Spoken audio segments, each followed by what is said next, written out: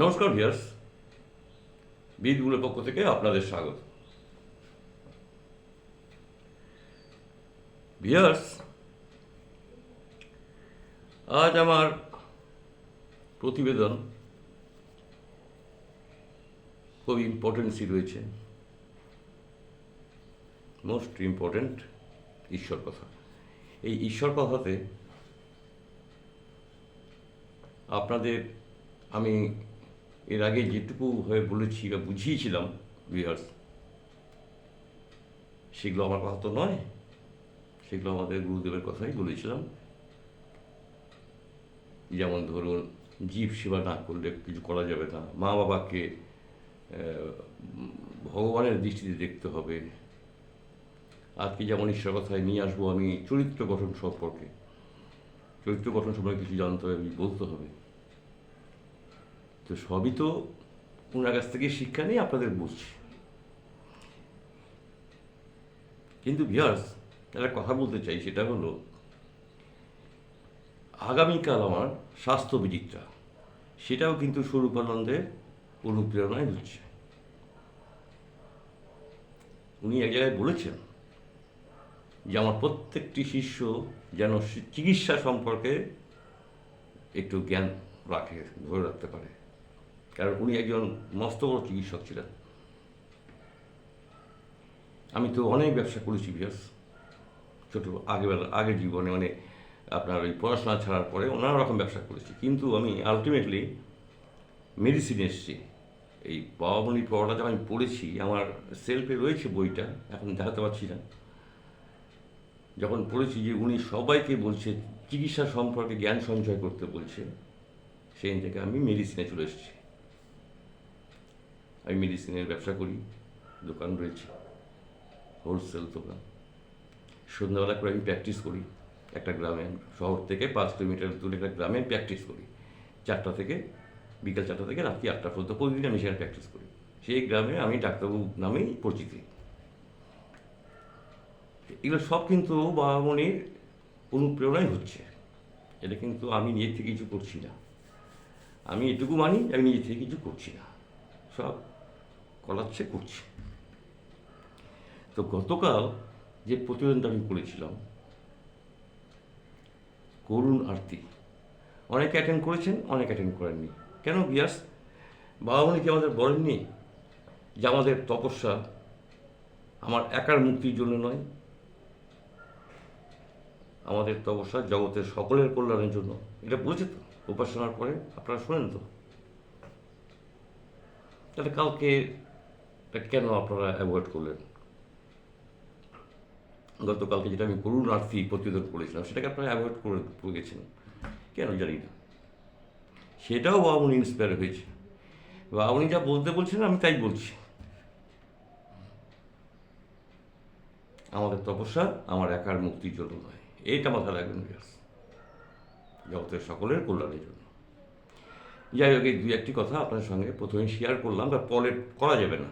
আজকে যে টপিকসটা নিয়ে আমি এসেছি, শেষে গিয়ে না আর ইচ্ছে থাকে না কিছু কথা বলার। তা আমি আপনাদের এই ঈশ্বর কথাতে আসছি আর কি। ঈশ্বর কথাতে আসতে গিয়ে আজকে আমি চরিত্র গঠন বা ব্রহ্মচর্য নিয়ে একটু তো আপনাদের হিন্স দেবো। আপনারা তো জানেন, বিকজ আমি জানি তো আপনারা জানেন। আপনারা যে জানেন, আপনারা যে সব পড়াশোনা করেন, আমি বুঝতে পারি। তবু তো আমি বলছি যে ঝালাই করে দিই, সবাইকে মনে করে দিচ্ছি পুরানো কথাগুলো, আরও সুবিধা হবে আপনাদের সাধারণ ভোজনে। এই হচ্ছে ব্যাপারটা, আমার চিন্তা ভাবনা হচ্ছে এখানে।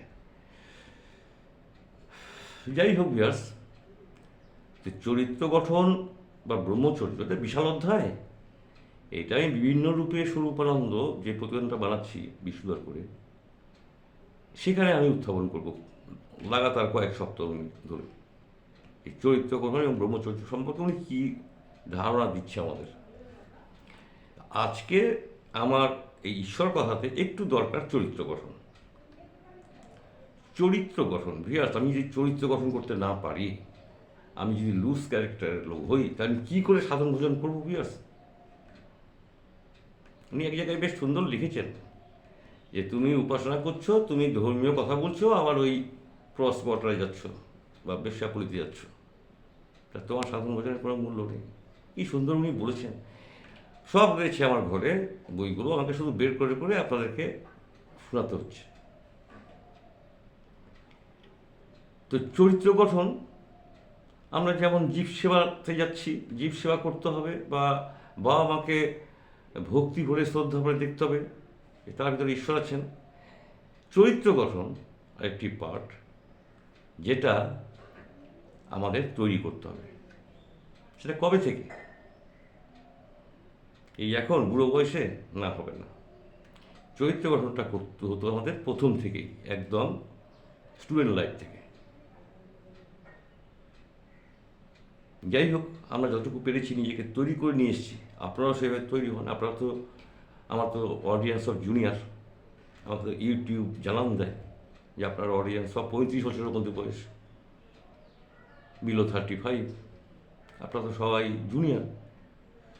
তো আপনাকে সেইভাবে তৈরি করতে হবে যাতে আপনারা সেই জায়গায় পৌঁছতে পারেন। সাধারণ ভোজনে মনোসংযোগ করে আমাদের আসল জায়গায়, আমাদের আসল গন্তব্যে যাতে আমরা পৌঁছতে পারি, সেদিকে আপনাকে লক্ষ্য রাখতে হবে।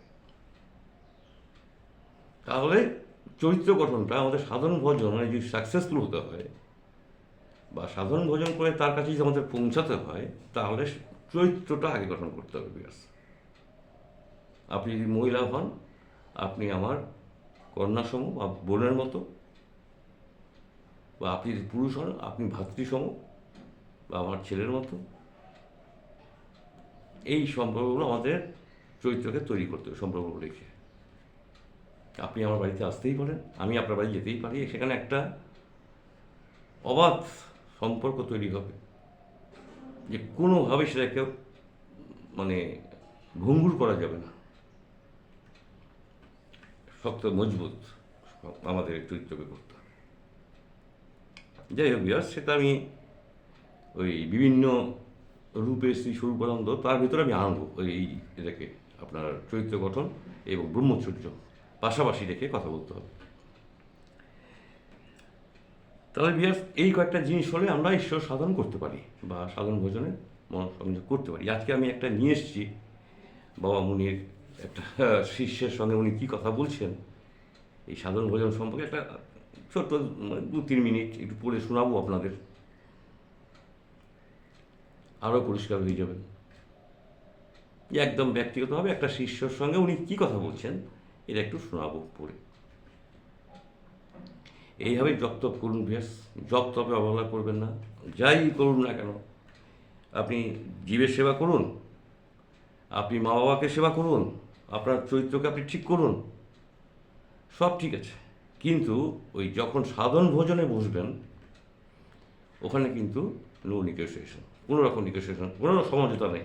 ওখানে কিন্তু আপনাকে একদম 100-র মধ্যে 100 পেয়ে বেরিয়ে আসতে হবে ঠাকুর ঘর থেকে। 100-র মধ্যে 100 পেতে হবে, এই চিন্তাভাবনা নিয়ে আপনাকে এগোতে হবে। আশা করছি আপনারা সবাই করছেন, জপ তপ করছেন, মেডিটেশন। আমি বারবার বলে আসছি, এটা করতেই হবে, যতই যা করুন। এই ছাড়া কোনো গতি নেই তার কাছে পৌঁছানোর। যাই হোক বিয়াস, তাহলে আমি এই শেষে আজকে চলে এসেছি শেষ পর্বে। আমি একটু